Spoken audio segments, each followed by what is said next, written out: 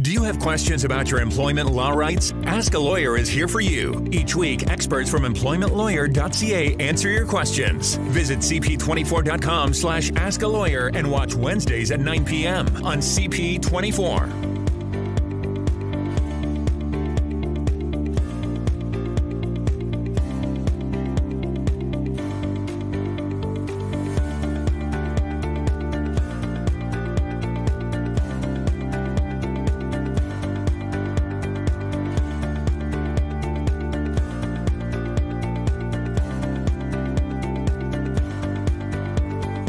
Well, hello there, and welcome again to Ask a Lawyer Employment Law here on CP24. John Scholes, my name, your host, and joining us momentarily on the other side of the screen will be our good pal and lawyer, Lior Sanfiru from EmploymentLawyer.ca.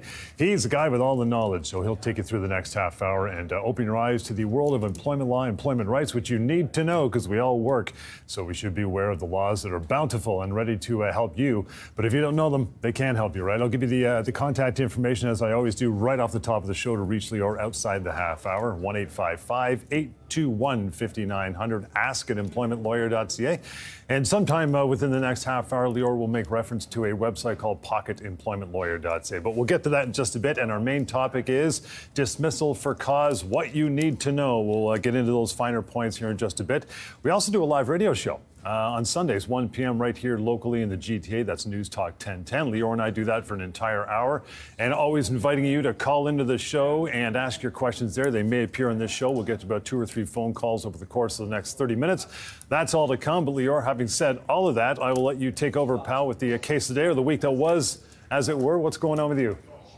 Hey, John, great to be here, of course, to talk about employment law and to help our good viewers with this very important topic. You have rights. I can tell you that without knowing who you are, knowing about your situation. I can tell you have rights. And I can say that because in Ontario, we have some really good and comprehensive employment laws. They're there. As John said, a lot of people don't know what those rights are. Well, on this show, every single week, we'll tell you what your rights are. We'll tell you what to do if you're being mistreated in the workplace, if your company is doing something it's not supposed to, if your job has changed. Of course, if you've lost your job, so many rights that you have. We'll talk about that on every show. And of course, beyond the 30 minutes of this show, I'm not going anywhere. I'm going to probably loosen up my time, get to work, and available to take your calls, to talk to you by phone, by email. So let's have that conversation, of course, if you want to chat off there. But right now, let's start off with the situation that came across my desk just over the past few days. I spoke with a lady who had worked for the same employer for about 5 years. Now, she traditionally worked anywhere from 45 to 50 hours a week. And no one at this company ever got overtime. She thought that was appropriate. She didn't think she was owed overtime. No one ever got it. No one ever said anything. So she figured that's fine. Well, she started learning more about overtime, and she realized correctly that she's owed overtime. Remember, in Ontario, for most employees, overtime is owed if you work more than 44 hours a week. And she did. So she contacted her employer and said, hey, employer, I've done some research, and you owe me overtime, and I should be getting paid overtime, and you owe me overtime going back. Well, this employer said, well, okay, we don't know, we don't think so, but we'll look at it and we'll get back to you. Well, wouldn't you know it, as soon as she said that, as soon as that conversation happened, her employer stopped scheduling her for work. No more shifts. She contacted the employer, and the employer says, well, if you're going to demand overtime, we just can't schedule you. She did the right thing, of course, and she called me. So let's be clear. Yes, as I said, overtime has to be paid if you're getting more than 44 hours. If you're working more than 44 hours a week, you get time and a half, whether you're on hourly or on salary. The thing is this here, in this situation, because she demanded her overtime and now they stopped scheduling her, she's being punished for standing up for her rights. That is illegal. You cannot be punished for standing up for your rights. We call that a reprisal, completely and utterly illegal. And of course, the failure to schedule her means her employment was terminated. You can't just have your employer not schedule you. That's a termination, and they owe her severance. They owe her overtime, they owe her severance, they owe her damages for reprisal. This employer did everything wrong. So there's important lessons there for employees. Of course, if you're owed something, you can stand up for your rights. You call me if you need help. Certainly, if you're let go, you're not getting hours, we need to speak. That's not legal. So now you know what your rights are. You know, a quick question about the overtime thing, Lior. How far can she go back to claim the overtime? Well, it's interesting that you say that. Usually the time limit is 2 years. Now, with respect to overtime, when you legitimately didn't know that it was owed to you, there's actually no time limit. You could potentially go back indefinitely if legitimately you didn't know that legally you were owed that. So she could potentially go back for the full 6 years that she had worked for this company. So that's quite a bit of overtime owed to her. As we mentioned off the top of the show, guys, you want to reach us on radio, join us on the radio show Sundays, 1 p.m. locally here in the GTA, and that's News Talk 1010. You can always phone that phone number and email us as well. Want to get to our first quick phone call from the radio show. Could be yours. Listen up. It's coming up right now, and we'll talk about it. I'm 65, been with the company 35 years. It's a multinational company, financially strong. When I started with this company, we had virtually no sales. We'll do $100 million this year. So we're looking to restructure it. I believe there's a package coming my way. I don't know what it's going to look like, and I guess what I'd like to get is an understanding of what it should look like based on what I've given you. So, John, this person obviously did a good job, helped the company to get bigger and stronger. But despite that, from a legal standpoint, his employer is allowed to let him go. So it's simply a matter of severance. How much severance do they have to pay him? So he's owed a significant amount, of course, after being there for all those years. But rather than me tell you, let me show you how you can find out yourself how much severance is owed. We're going to use our severance calculator tool, which you mentioned before. You can find that at EmploymentLawyer.ca. It's completely free and anonymous. Let's plug the information from this caller and let's see what we get. So he's been there for 35 years in a managerial role. He's 65 years of age. He's owed 24 months severance. He's owed essentially the maximum. So that's what he's owed. By the way, as easy as it was for me to read this off the screen, it's easy for you now to do the same thing to find out how much you're owed, or your friend or your family member. Check out EmploymentLawyer.ca and use the severance calculator. All right, good stuff. We all warmed up with segment one. We'll get into a short break. On the other side, dismissal for cause. What you need to know, that is on the way right here on Ask a Lawyer. Employment Law. Stick around. We're coming right back. If you've been denied or cut off from long-term disability, Ask a Lawyer is here for you. Each week, experts from disabilityrights.ca answer your questions. Visit cp24.com/askalawyer and watch Mondays at 9 p.m. on CP24.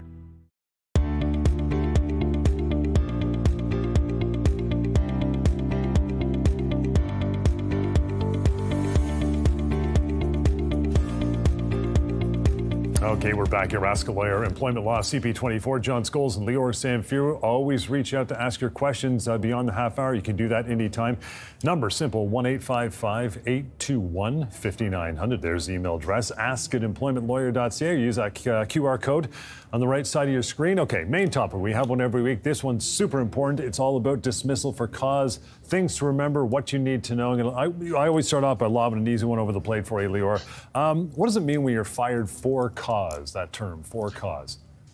So the important thing to know about a termination for cause is that it's the capital punishment of the employment relationship. Essentially, it's the worst penalty that an employer can impose on an employee. So termination for cause means that the employee is being let go because of something terrible that the employee did. It's reserved for the worst offenders. So you can be let go for cause if you stole, if you hit somebody, if you've done something bad repeatedly.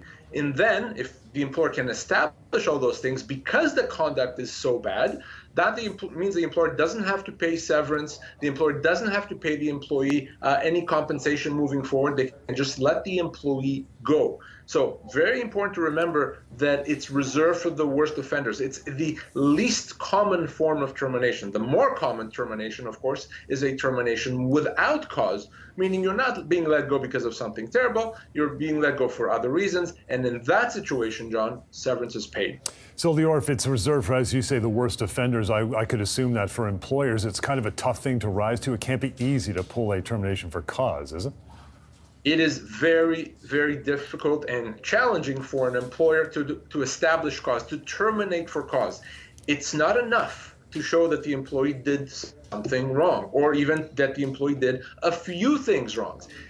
For termination for cause to happen, the employer has to show that whatever the employee did was so bad it's impossible to continue the employment relationship. Now, of course, if the employer wants to show that there were multiple incidents, the employer has to build up its case. They have to provide warnings. They have to provide opportunities to improve. If they've tried all that and they failed and there's nothing working, then the employer can say, okay, what more can I do? I can terminate employment for cause. John, in my experience, most employers don't work hard to build that case. They don't have proper cause.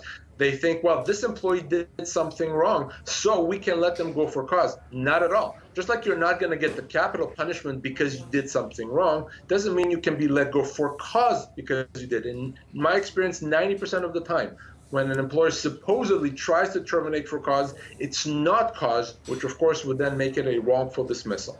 Lior, prior to that termination for cause, if it's coming down the pipe at you, you get a bad performance review ahead of that. What are you supposed to do with it?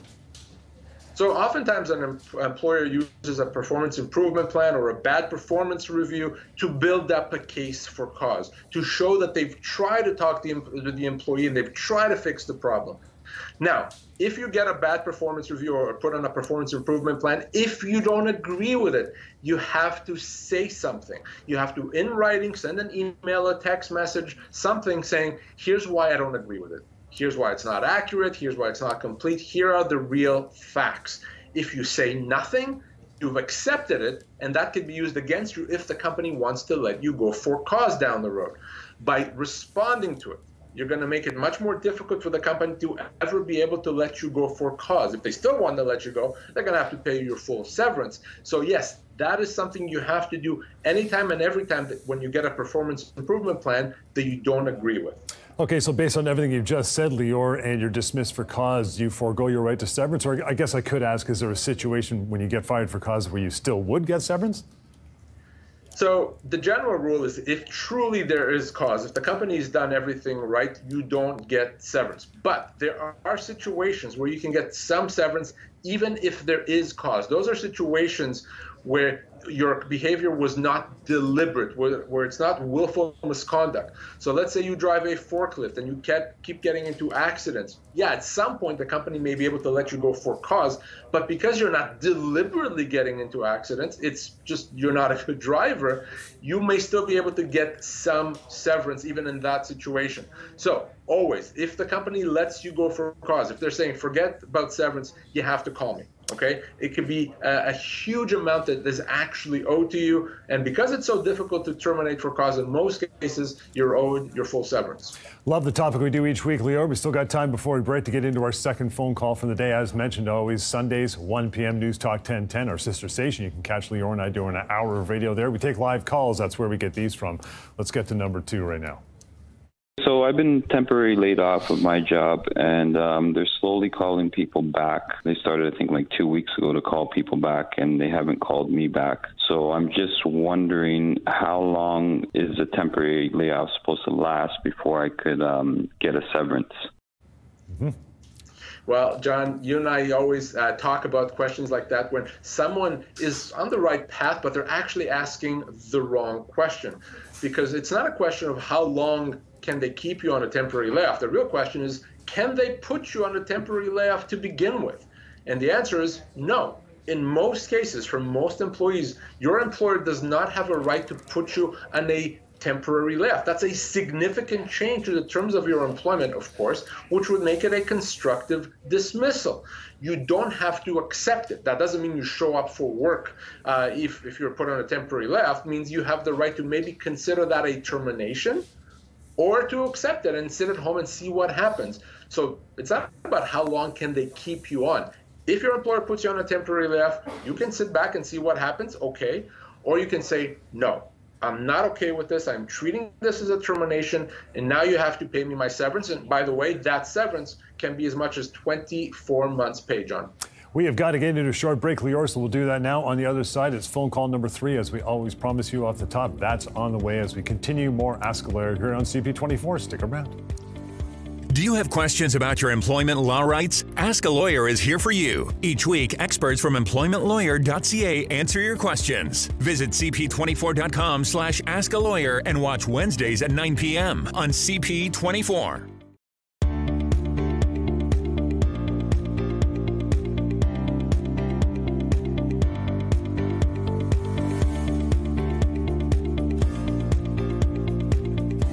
Welcome back. Ask a Lawyer, Employment Law here on CP24. Lots more to go. Phone calls. We do 3 every show from our live radio show. You want to catch up with that, you can by checking out the website. And always phone Lior on your own time, 1-855-821-5900. Email ask@employmentlawyer.ca, and you can use the QR code there as well. As promised, Lior, phone call number 3 from our radio show. Let's get to that right now. Listen up. I've worked for a company for about 8 years now. I wasn't considered an employee. Okay. I was considered a consultant to a certain aspect of the company. Over the past year, I've been edged out. I was told originally to keep putting my invoices in weekly, which I was doing, and then he just stopped paying them. I just want to know if I have any right to a severance. I was doing everything for them. That's all the income I had coming in. Okay. So right off the bat, before I address the real legal issue here, it's completely illegal not to be paid for work that you've done. Whether you're an employee, a contractor, a consultant, doesn't matter. If you've done work, you have to get paid. There's no excuse ever. No matter what happens, you have to get paid. There's so many laws protecting that right to get paid. So off the bat, this employer is doing something wrong.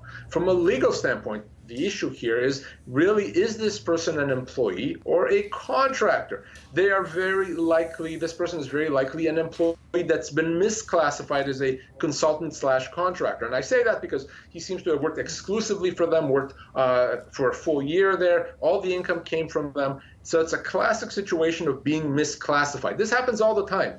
Someone that actually looks and acts like an employee is being told they're a contractor. Nonsense. You don't decide what you are. The company you work for doesn't decide that. The law makes that determination.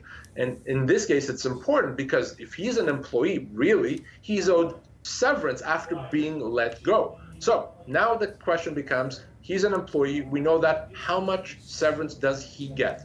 We're going to go back to the severance calculator. You'll find it, of course, at pocketemploymentlawyer.ca. And let's see how much severance this person gets. So we know that he's 60 years old, been there for 8 years. Of course he's an employee.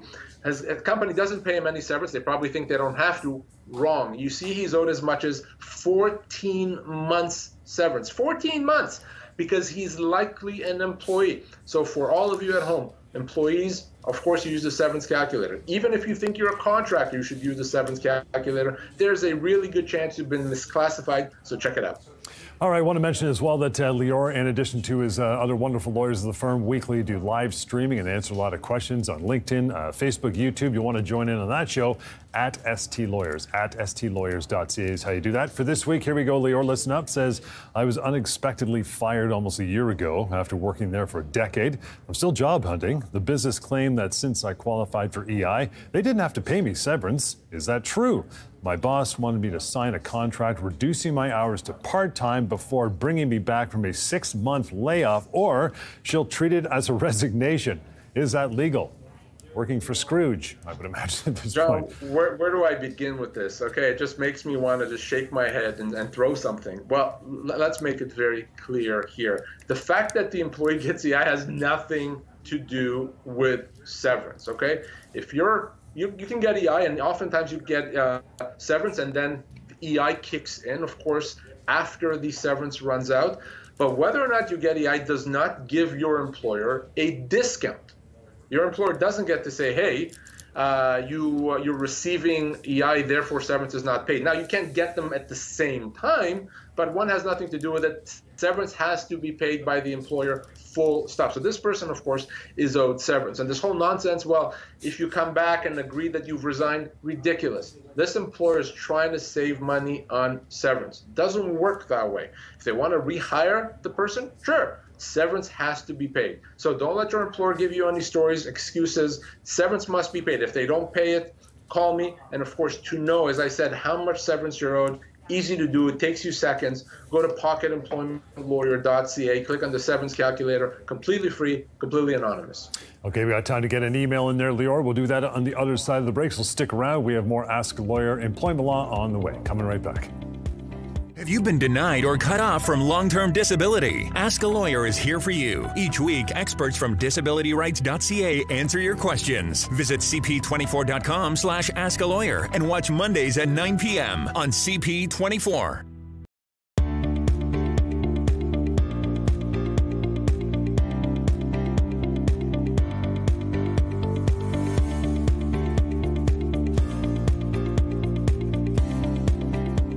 Thank you for hanging in there. Welcome back to Ask a Lawyer, Employment Law here on CP24. Lior Samfiru, your lawyer each week, and you can always reach out to Lior anytime by phone, by email as well. 1-855-821-5900, and right there, ask@EmploymentLawyer.ca. That is where we're going to go to wrap up the show, Lior, so listen up to this. Here's the email. It says, I've been on long-term disability for over a year now. Because of depression, can the insurance company decide to cut me off whenever they want? If they do, does my employer have the right to fire me? What do you think? The insurance company does not have a right to cut this person off as long as their doctor says they cannot work. Oftentimes, an insurance company may be more skeptical when it's a mental health issue. Nonsense. If you can't work and your doctor says you can't work, the insurance company does not have a right to make the decision for you. You can stay on disability until you're cleared to come back to work, full stop. And by the way, even if you are cut off, your employer cannot let you go because of that. They can't decide that you have to come back to work again, so long as you have your doctor's note. So if you're cut off by an insurance company or your employer gives you any trouble whatsoever because of your disability, you call me. We have a whole team dealing just with that. And a good way to put a bow on it and wrap it up for another week, Lior. Good stuff. We're going to let everybody go now. They will join us next time, I'm assuming. In the meantime, always reach out to Lior. Here's the contact information I'll give you at the end of the show. Always QR code right there. Scan it.